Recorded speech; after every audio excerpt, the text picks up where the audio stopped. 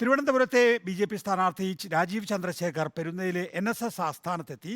എൻ.എസ്.എസ് general secretary Sukumaran നായരുമായി കൂടിക്കാഴ്ച നടത്തുകയാണ്. പ്രശാന്ത് ഒട്ടുങ്കൽ വിശദാംശങ്ങളുമായി. പ്രശാന്ത്, തിരുവനന്തപുരത്ത് എൻ.എസ്.എസിന് സ്വാധീനമുണ്ടെന്നാണ് എൻ.എസ്.എസ് കരുതുന്നത്. അവിടേക്കാണ് ഇപ്പോൾ കേന്ദ്രമന്ത്രി കൂടിയായ രാജീവ് ചന്ദ്രശേഖർ എത്തിയിരിക്കുന്നത്. അദ്ദേഹം ഔദ്യോഗിക കാറിലാണ് എത്തുന്നത്. എന്താണ് വിശദാംശങ്ങൾ?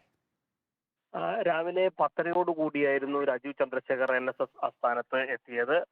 ജനറൽ സെക്രട്ടറി സുകുമാരൻ നായരുമായി കൂടിക്കാഴ്ച നടത്തി. 10 മിനിറ്റോളം കൂടിക്കാഴ്ച നടന്നു.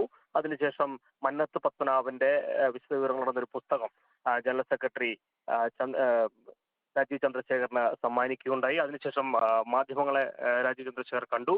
ഇതൊരു സൗഹൃദ സന്ദർശനം മാത്രമാണ്, അനുഗ്രഹം തേടിയാണ് എത്തിയത് എന്നായിരുന്നു ഇതുമായി ബന്ധപ്പെട്ട് വിശദീകരിച്ചത്. എന്തായാലും സ്ഥാനാർത്ഥിയുമായി ബന്ധപ്പെട്ട് തിരുവനന്തപുരത്ത് ചില പ്രാദേശിക പ്രശ്നങ്ങളെ കുറിച്ചെല്ലാം തന്നെ അദ്ദേഹത്തോട് സൂചിപ്പിക്കേണ്ടത്, എന്നാൽ ഇതേക്കുറിച്ചൊന്നും തനിക്ക് അറിയില്ല എന്നുള്ള മറുപടിയാണ് രാജീവ് ചന്ദ്രശേഖർ നൽകിയത്. എന്തായാലും സന്ദർശനം കൂടിക്കാഴ്ച സമാപിച്ചിരിക്കുന്നു. അതിനുശേഷമാണ് മാധ്യമപ്രവർത്തകരോട് രാജീവ് ചന്ദ്രശേഖർ ഇത്തരം കാര്യങ്ങളെല്ലാം തന്നെ വിശദീകരിച്ചത്.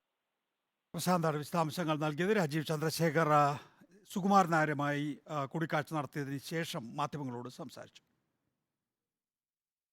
തിരുവനന്തപുരത്ത് ഒരു വികസനത്തിൻ്റെ ഒരു ജേർണിയിലാണ്. അപ്പോൾ ജനറൽ സെക്രട്ടറി സാറിൻ്റെ കൂടെ ഒരു കർട്ടസി വിസിറ്റും അദ്ദേഹത്തിൻ്റെ ഒരു അനുഗ്രഹവും അദ്ദേഹത്തിൻ്റെ ഒരു ബ്ലെസ്സിങ്സ് കിട്ടാനാണ് ഞാൻ ഇന്ന് വന്നത്.